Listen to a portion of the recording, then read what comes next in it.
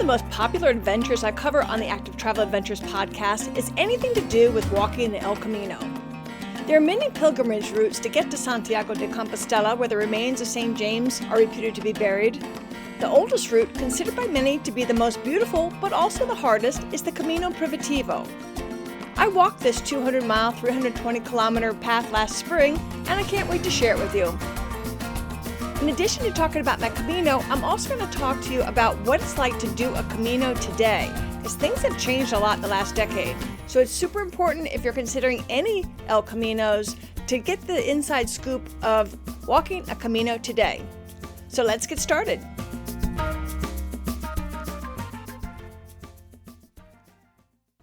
Welcome to the Active Travel Adventures podcast. I'm your host, Kit Parks.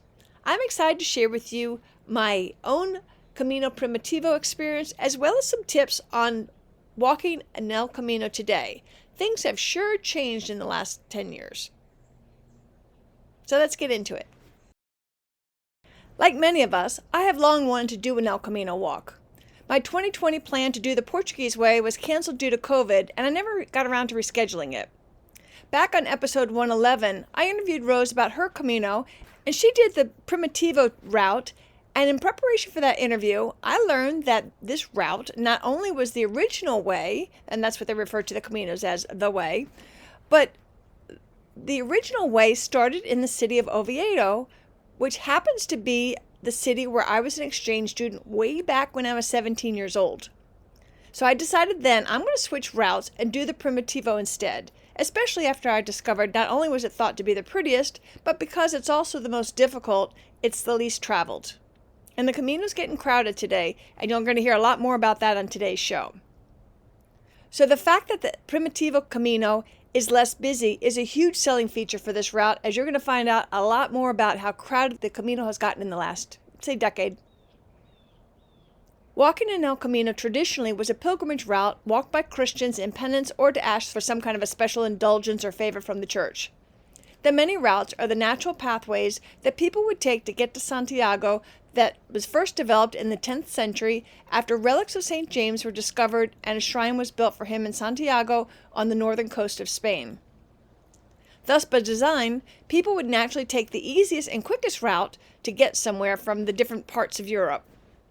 Most of these routes, while long, are not difficult. Towns and chapels sprouted along most routes to take care of these walkers that are referred to as pilgrims. Church dorms were built to house the pilgrims, and these are called albergues, and they offer super cheap community beds and a cheap pilgrim's dinner in many cases. These albergues are still available today, although many pilgrims often stay in nicer inns when they're available. Doing an El Camino changed dramatically after the 2010 release of the Martin Sheen movie called The Way. That popular, and I recommend that movie, introduced the El Camino to a completely different audience, a very wide audience of people who are interested in the challenge of a walk like this, but not necessarily with the religious intention. In 2002, there were less than 70,000 certificates issued to pilgrims who completed at least the last 100 kilometers, which is about 60 miles. In 2023, that number exceeded 400,000. Including 23,000 on a bike and another 500 on a horse. Most people walk the French way. That goes up through the Pyrenees and is a beautiful route. That's the one people heard of, and that was the one that was in the movie. In contrast, my Primitivo way starts in northern Spain and hugs along before it eventually meets up with the French way in the last couple of days. And the Primitivo is only 5% of the total pilgrim traffic. And again, as you're going to learn later, that's a really important thing to know. A few years after the movie came out, more mass interest in long-distance walking and hiking was spiked with the release of the movie A Walk in the Woods, about through hiking the Appalachian Trail, and then again Wild, about the Pacific Coast Trail. Those two trails now are also crowded. In the past, pilgrims would walk until they got tired, and then they would find a bed in an albergue at whatever the next town might be. There's a saying, the Camino provides, indicating that things are going to have a way of working out for the pilgrim. So with that in mind, and the fact that I was going to tack on an El Camino after walking 100 miles of England's coast to coast, which I covered in a recent episode, following that with a boat and bike island hopping adventure in Greece, also recently covered. I'll put links to those in the show notes. I decided I didn't know how my body was going to feel after all of that and being on the road for so long. So I decided I was going to walk my Camino in the traditional way and not plan in advance anything other than my flights, and give myself plenty of time bookending the front and the back end of how long it should take me to allow for rest days and detours if I so desired. Normally, I would have booked with my affiliate Follow the Camino, which, don't forget, as an Active Travel Adventures listener, you get an exclusive 5% off using the promo code ATA5, ATA5. But like I said, I wanted to freestyle it like the pilgrims of old did. And I really didn't want to be stuck to a schedule. I hadn't been to Oviedo since 1978, and I had no idea how long I would want to stay there. And what if my body was just too pooped after the 2 adventures to do what I would normally consider an acceptable walking distance each day, since, I could be tired. I'm not the spring chicken anymore. And so just giving that flexibility seemed like the right move for me. And I was last minute, so it was just easier, I thought, just wing it. I had gotten used to in the last few years of traveling to just winging it, so I was comfortable doing so. So therefore, I'm just going to let it fly and let the Camino provide. This is a good time to cue the disaster music. In a word, don't. Do not just let it fly in the Camino anymore. It's just not workable. Yes, it was nice to have the flexibility, but today the Camino is simply too crowded. And you're going to learn getting a bed is no longer a sure thing. And I was walking early in the spring season before the summer throngs arrived. And on one of the least popular paths. But I'm getting ahead of myself. Let me roll back to the beginning. So I flew from Athens to Oviedo and was able to take public transportation to get near my accommodations so I could walk from there. In the morning, I would explore and try to find some of my old haunts. I wanted to see if kids were still playing Frisbee in the park, as we Americans, I was in a group of maybe a dozen back in '78, had first introduced the Frisbee to this area 45 years ago. I was in Spain less than 3 years after the death of the dictator Franco and remembered armed guards on some of the corners in the cities. Today, Oviedo is a vibrant, bustling, and prosperous city. It's also huge. Really huge, much bigger than I remember, and as at the time when I was an exchange student, I only got around by foot. I really only knew my immediate neighborhood of the city, and so after visiting promising parks and getting sore feet that I really didn't want to do that too much before my Camino, I eventually gave up trying to find out where my old neighborhood was. I did take time to refresh with the sidra. That's a cheap alcoholic cider that the waiter pours from a wine-shaped bottle tilted up over his head, down into a tilted glass below his waist to release the bubbles. While it's not my favorite drink, as teenagers, and again, there was no drinking age when I was there at 17, we drank a lot of it in the 70s because it was just $0.25 for a wine-sized bottle, and on our budgets, that fit the bill. It remains cheap to this day. You're going to see outdoor cafes, sidrerías, I think they're called, everywhere. I even saw some fancy ones. On Sunday, while searching for a building famous for its excellent architecture, I heard bagpipes in the distance, and I followed the music. I got super lucky and got to see a procession of children all decked out in their finest, parading behind a troop of bagpipers en route to the church for their confirmation. It was delightful. Later in another square, there's another troop of bagpipers in the Asturian traditional dress, playing as locals demonstrated their folk dances to the appreciative crowd. It turns out that bagpipes are a traditional instrument here. I had no idea. I thought they just did that in Scotland. It's these kinds of unexpected surprises that I find delightful when traveling. After 3 days exploring the city, I decided it was time to start my walk. Oviedo is a beautiful city and worth a visit on its own. It's surrounded by mountains and is near the sea and would make a lovely Spain holiday, whether or not you want to do a Camino.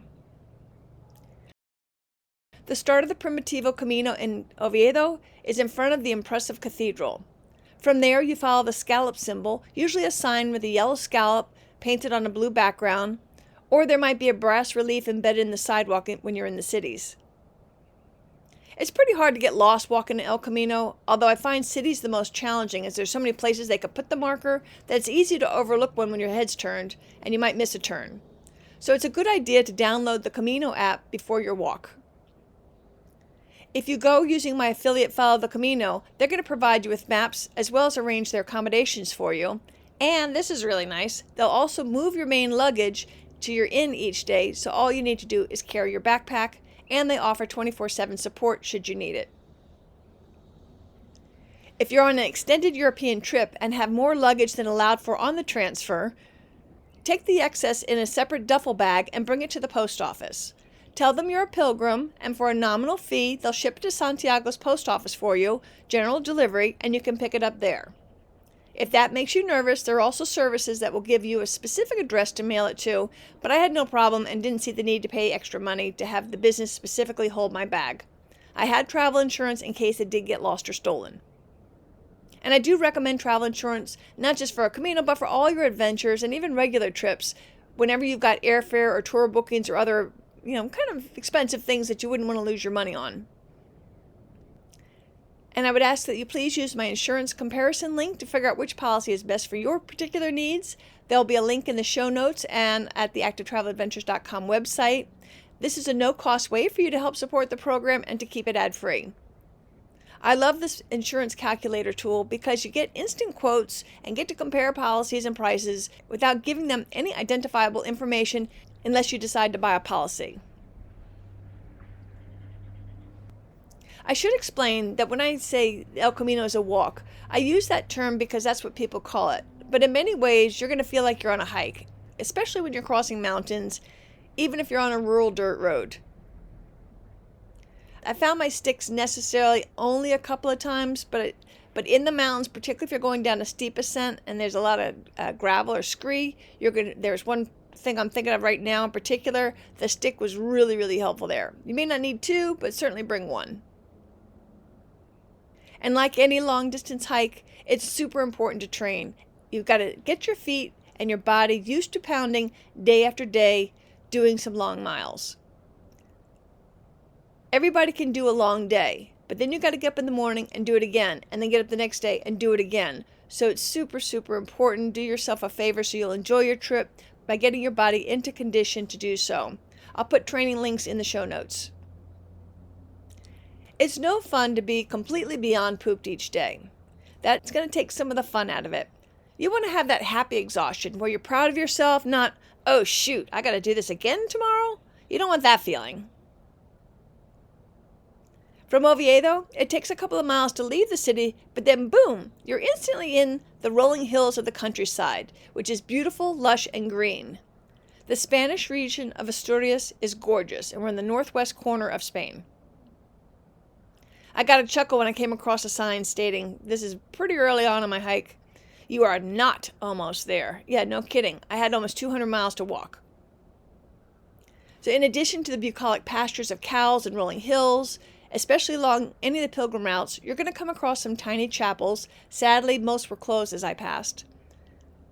Several pilgrims who are walking with a specific intention, say in prayer for a loved one's recovery or as a memorial to a deceased loved one, they might leave a decorated stone or small business card-sized dedication with a photo of the loved one at these chapels. And here's a really important tip. Spanish food is fantastic. However, Spain runs on its own clock and its own schedule. Cafes often don't open until 9 o'clock in the morning, after most pilgrims are well on their way and once again out in the countryside, so you're passing by all these cute little cafes, but they're closed. No place to get coffee. No place to get breakfast.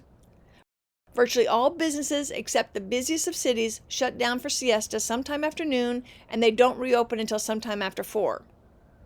This means you got to plan, and you have to have a stash. So planning your coffee and your lunch is super important, especially for a 3-square person like myself. And if morning coffee is a must-have before you can even function, I recommend bringing a portable immersion heater. I'll put a link in the show notes, along with your electric adapter. Bring a lightweight mug, and sadly, some instant coffee packets. But if you want your coffee, you're going to thank me. You may not hit a village with something open until close to lunchtime. Stash some emergency food in your main luggage so that you can replenish your day pack as needed. If you're lucky and the timing is right, you might make it to the town you want to stay in while they're offering the midday meal of the day. This very affordable meal, offered at most restaurants, includes a soup and a main dish of their choice, bread, and your choice of drink. The first time I ordered the meal of the day was my very first walking day. I was tired and hungry, and so to celebrate, I requested wine with my meal. When the waitress brought me, she opened a brand new bottle, and I wondered how much this was going to cost me, especially since there's no way to see how much I drank. It turns out that the delicious Spanish wine is so inexpensive, they just give you the whole bottle to drink as much as you want. I think the whole meal cost me €11 or less than $12 at this recording. And I had enough food and wine left over to enjoy for my dinner later. What a deal! Restaurants generally serve the meal of the day until siesta. If you stay in Albuquerque, many will offer you a cheap dinner as well. Regardless, just in case you get your timing off, don't forget to keep some emergency food with you and in your main luggage, as you're going to be burning a ton of calories and you got to replenish them. I also use long distance hikes as an excuse to eat some junk food that I don't normally allow myself. Currently, peanut M&Ms and Reese's are my favorites. I also like to bring some kind of a crunchy, salty snack like Cheez-Its or Fritos along as well. Of course, if you time it right, you can buy your local snacks in a grocery store, but they run on the same business schedule as the other shops and restaurants. Spain comes alive at night, and things don't get going until after 8 o'clock, with many eating dinner at 9, 10, or even 11 o'clock at night. Even if you're exhausted, at least every once in a while, do try to visit the town square after dark, where you'll see friends on the park benches exchanging gossip and debating life while their children are racing about playing. I had considered retiring in Spain, but realized that I'd never be able to adjust my internal clock to the Spanish lifestyle. I'm usually asleep by the time they go out for dinner. It's funny the memories that stick with you on your travels. Usually the best stories are the ones when things go terribly wrong, and you end up fixing it. Sometimes it's the incidents that make you laugh. For example, one day I was crossing a stream and my feet begged to be soaked.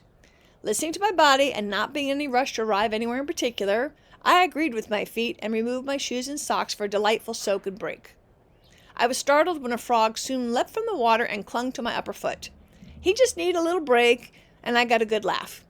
But what was even funnier to me is that after a couple minutes, he'd go back into the water, and then a few minutes later, he'd hop back on my foot for another break. This was going back and forth multiple times, enough so that I stopped being startled when he pounced on me. After a couple days walking, it was time to cross the mountains. I'd been seeing them in the distance.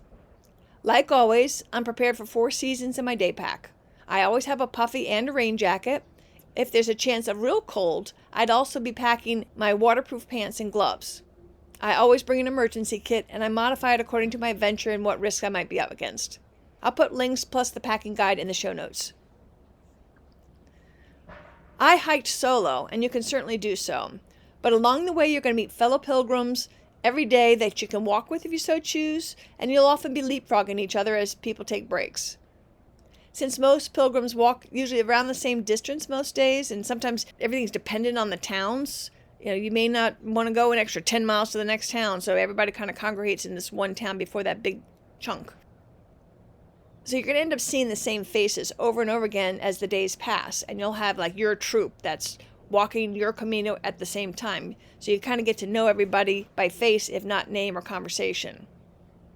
And with that recognition, it often means that you'll get a wave over from somebody you haven't met but you've seen back and forth along the trail, offering for you to join them at their table in a cafe. And that's kind of fun.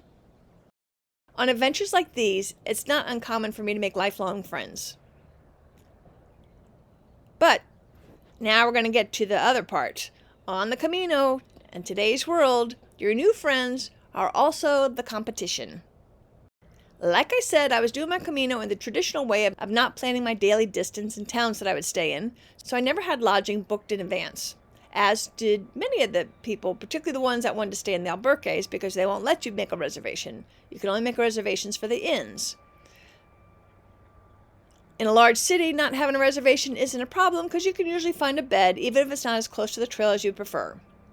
However, the trail doesn't often go through large cities. Most days you're going to end up in a small village or a town with maybe 1 or 2 different places to stay. And older walkers such as myself often prefer staying in a cute lodge with a private bath and shower, and there definitely aren't many of them in the smaller villages. And the rooms that are there have mostly been booked in advance, as I soon found out. So as you pass people, these are now your competition for getting the limited beds. So you would always say, man, I'm ahead of 6 people, or however many it is each day. And you felt bad because you thought you might be taking their bed. But then again, if they passed you, they might be taking your bed, if you get what I mean. When rooms at the inns were all filled up, I would gratefully stay in a mixed dorm albergue set up for the pilgrims. However, as I said, the Camino is getting so crowded.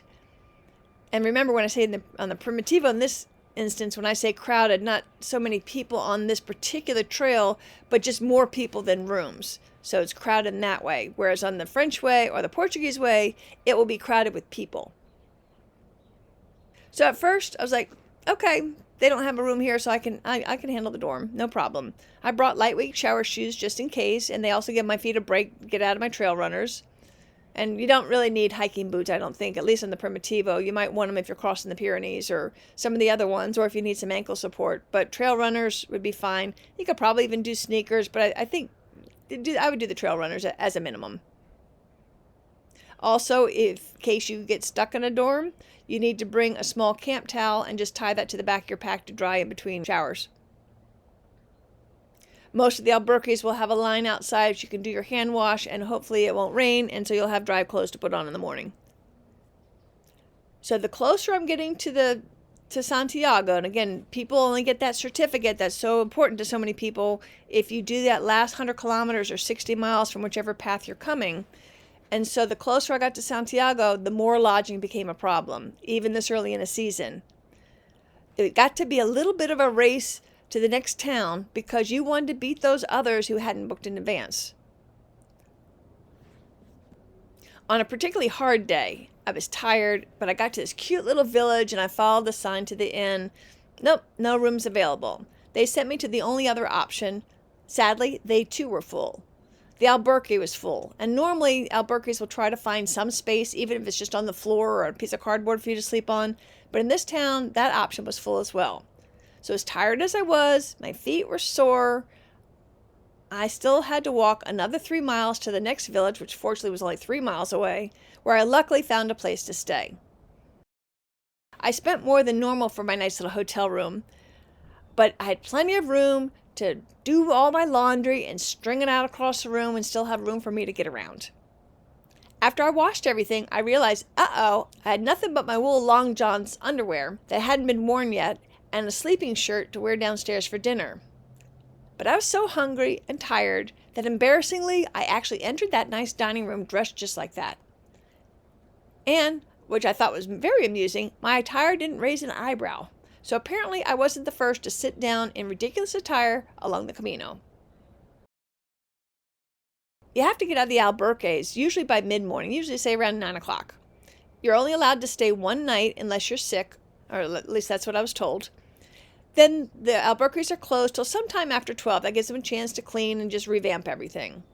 When they open, there's going to be a line of pilgrims outside who have raced to get a room. There were some people that were getting up at 4 in the morning to race, so they made sure that they had a room.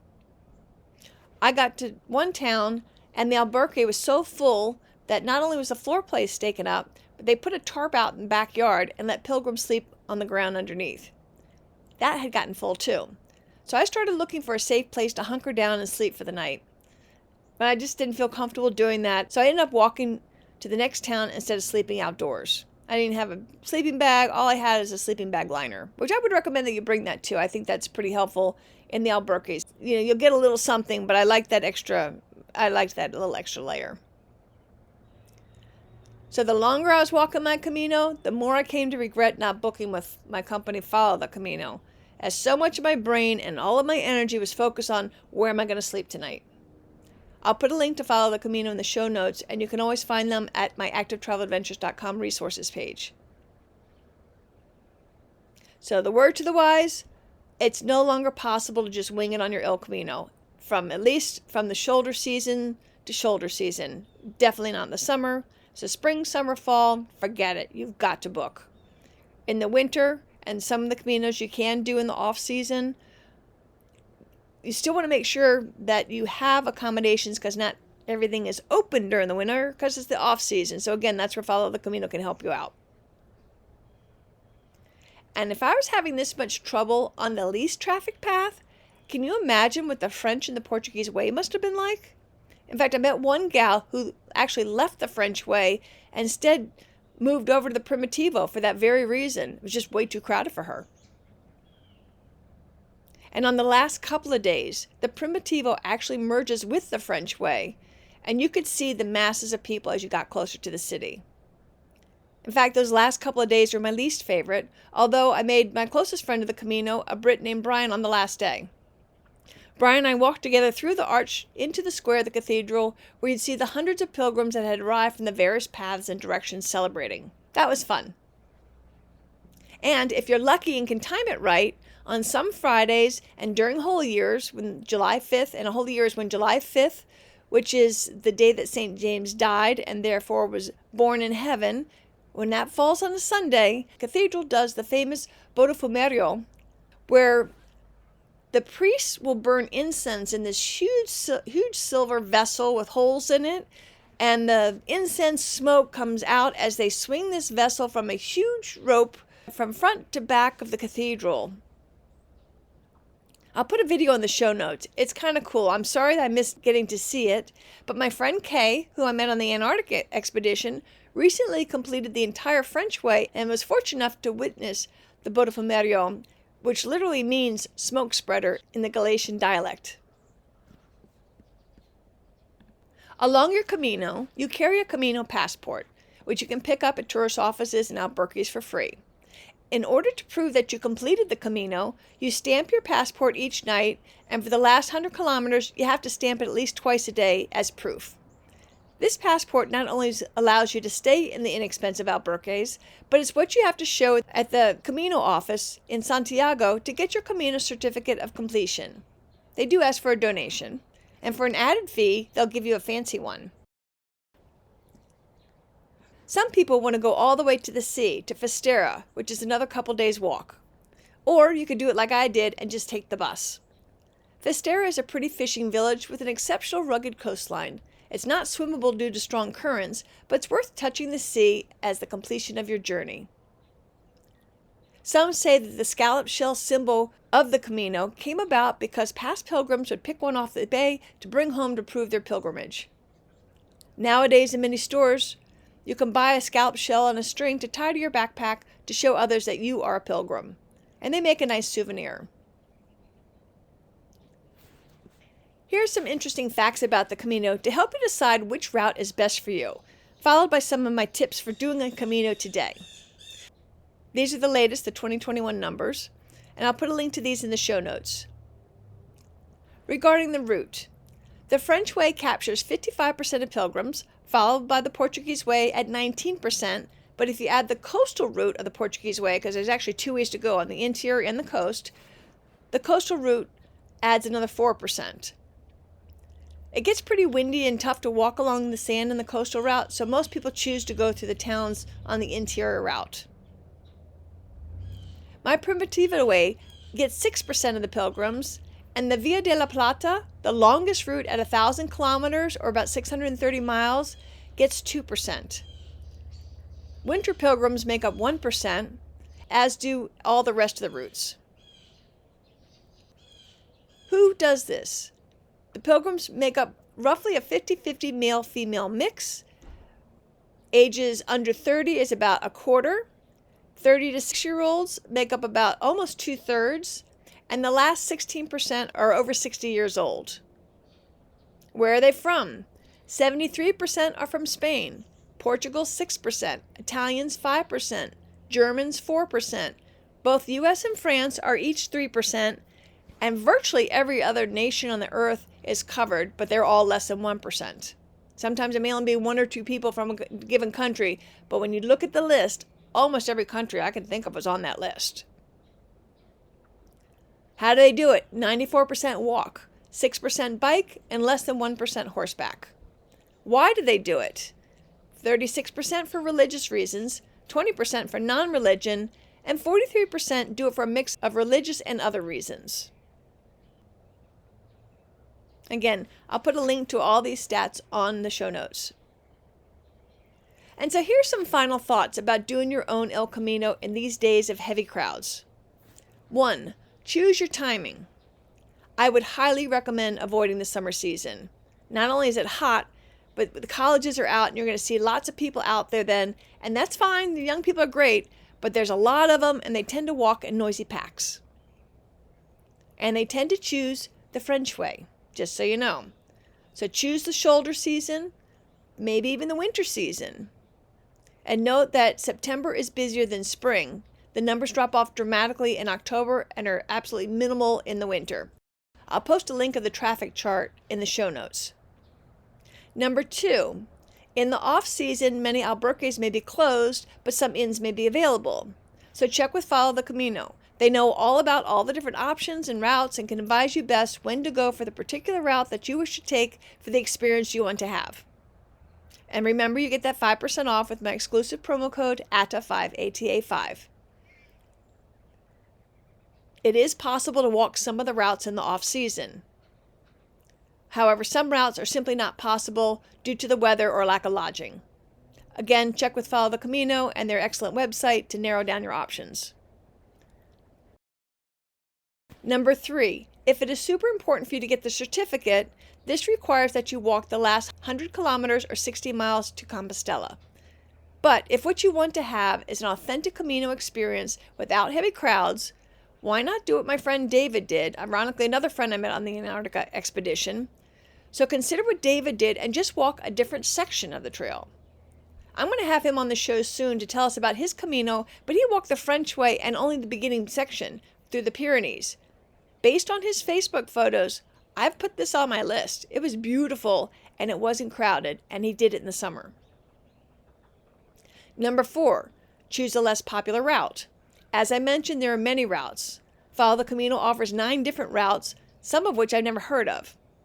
The vast majority of pilgrims, like I said before, do the French way. That's what they've heard of, that's what their friends have done, and that's what they saw in the movie. So just don't do the French way. If you want to avoid the crowds, pick another route or do what David did and do it a different section of it. Don't do that last section to get the certificate. Most pilgrims do the last 100 kilometers to get that certificate. So why not instead skip the certificate and miss the crowds? From the same data link up above, I learned that only 3% started where I did in Oviedo. Just 5% Saint-Jean-Pied-de-Port, that's French, and I don't know how to speak French. That's the beginning of the French way that goes through the Pyrenees. But the vast majority of pilgrims, 36%, start their French way in Sarria. 10% start the Portuguese way in Tui, and 6% start the English way from Ferrol. They just want to get their certificate, so they do the Camino just to get that last 100 kilometers into Santiago. They're all coming from different directions, of course. Number 5, unless you're doing your Camino for religious reasons, and it's important for you to do it on a holy year, avoid the holy years because the number of pilgrims explodes exponentially. Doing a Camino is super popular, not just for Europeans, but also South Americans, many of which are religious, and so they try to time it to do so during the holy years. 2022 was the most recent holy year, plus it was the first year post-COVID that many people felt comfortable traveling again, so they had a record-setting year. Plus the Pope also extended the holy year due to COVID. And as I mentioned before, holy years occur whenever July 25th falls on a Sunday. So many of us want to do an El Camino, but because there's so many of us, we are overloving the paths. I do plan to do another Camino one day, as I love long-distance walks and hikes. But when I do so, I'm going to use the tips I outlined above to choose my route to spread the love and avoid the crowds. By all means, walk through the arch into Santiago so you feel the fullness and satisfaction of completing your goal. But seriously consider doing a different section and taking a train, bus, or plane there at the end of your Camino so you can have a more peaceful journey en route without the crowds. And regardless, today you will still need to book your room in advance. And again, I remind you to check out my affiliate One Foot Abroad and use the promo code ATA5 to save 5%. Then you don't have to worry like I did of where you're going to rest your weary head. You're going to have your main luggage transferred for you, and you'll have 24/7 assistance if you need it, in addition to your map. It'll make for a much more serene adventure. So Buen Camino, or Good Camino. Buen Camino is what you're going to hear fellow pilgrims and locals say to you as you walk by. I hope you've enjoyed hearing about my Primitivo Camino and my tips on how you can have a Buen Camino. I have covered numerous caminos on ADA, and I'll put links to them in the show notes. You can poke around the website to get more information, see photos and videos, and get access to the travel planners if you currently don't have it. And if I could ask you to please share this episode with your friends that might be interested in doing a Camino. You'll definitely help them to have a Buen Camino. Until next time, this is Kit Parks. Adventure on!